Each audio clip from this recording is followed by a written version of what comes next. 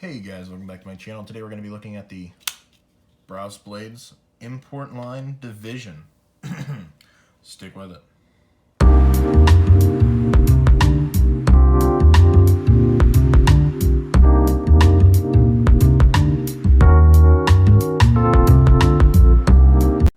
It's a size comparison on this guy. We're going to start off with the Spyderco Tenacious. As you can see, there's quite a difference in size there. The ZT 350.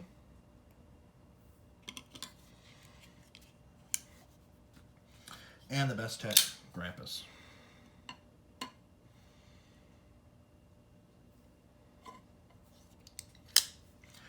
Okay, so blade length on this guy comes in at 3.875 inches, so this is almost a 4-inch blade. This is just massive. Blade thickness on this guy, it's a chunky boy. We're going to use a comparison here. We're going to use this versus, we use this compared to the Tenacious, because I feel like a lot of people probably carry a Tenacious at some point. Look at the blade thickness differences. The Tenacious, I believe, is 0.1 inches, I think. If not, it's 0.11 or 0.12. This guy's 0.19 on blade thickness. That is just so chonky.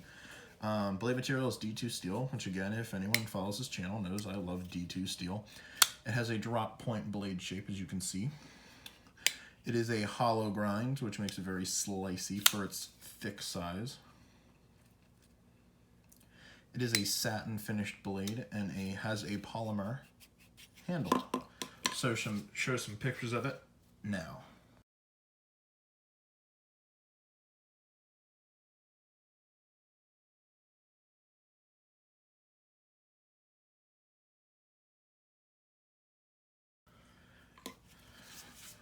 So this is I love Brous designs. Jason Brous, great designer. I love his designs in all of his work. But his import stuff is the stuff that I can readily get my hands on. It's a lot harder for me to get his customs and stuff, so we're just going to go with his import designs and stuff like that. Other fun things about this knife, it is one of the heaviest knives I own. It is a 5.88 ounce knife, so it's almost 6 ounces in weight comparative to the Grampus, which is 5 ounces. You can definitely feel that ounce of difference when you pick up this knife versus picking up this knife. Also, one more thing I want to talk about, just how thick this is comparatively. I don't know why, but it just feels so much thicker in hand than any other knife I've ever held. It could be the size, I don't know, it's just so much bigger in hand than any other knife I've ever felt, and I don't know why. Oh, I almost knocked the tripod over, but I'm gonna cut to a clip right now as I continue talking of the Pelican case where I keep this guy. It just takes up so much space. If you look in the Pelican case, I actually had to take out 4 of the pick and pluck foam pieces to fit this guy into the Pelican case. Just a massive knife. It is a manual flipper, of course.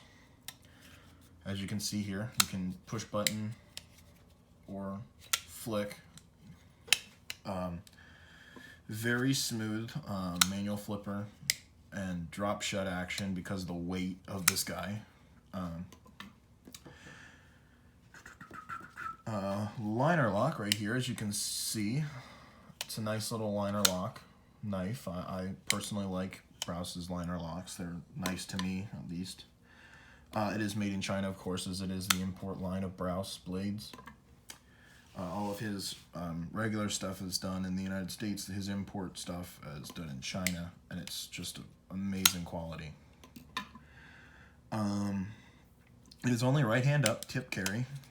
right hand tip up carry with this beautiful deep carry pocket clip, as you can see how deep that sits in the pocket, very deep in the pocket. Other notes I have on this guy is it's just looks so thick. It's just such a thick blade stock, and I love it. It's used for very different tasks than this is used for some different tasks than this is,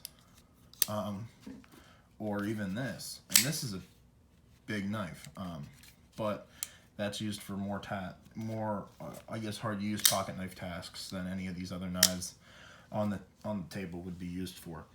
It is the biggest pocket knife I own. It's bigger than the Carnifex. It is bigger than the Carnifex, and it's less length, in blade length. It is just a bigger knife than the Carnifex. I don't know how they managed to do that, but it is bigger. So, that's cool. It's super sharp out of the box, like all Brous's stuff. He definitely has a good quality control put on his stuff as far as all the knives I've owned from Brous. Beautiful stuff. It does have a lanyard hole, as you can see over here. Small little lanyard hole if you would want to put a lanyard there or anything like that. Has jimping on the back of the knife, as you can see there. Jimping on the scales up here. I found that the jimping is very big compared to smaller jimping, like here on the Grampus. The Grampus has a lot closer jimping than the one on the Division, and I think that might be that this is made for like a bigger handed person, or just someone that's going to need this. Maybe you're wearing gloves or something and you want that extra purchase and this bigger jimping. There is a decent amount of flavors on this guy, colors and everything else. The normal Brous blade stuff, carbon fiber, the works you can get on this guy. And it comes in around $40, $50. So this is just a amazing knife for the money. It's a lot of knife for the money. Baseline, this is the baseline one, $40, and this is what you're getting.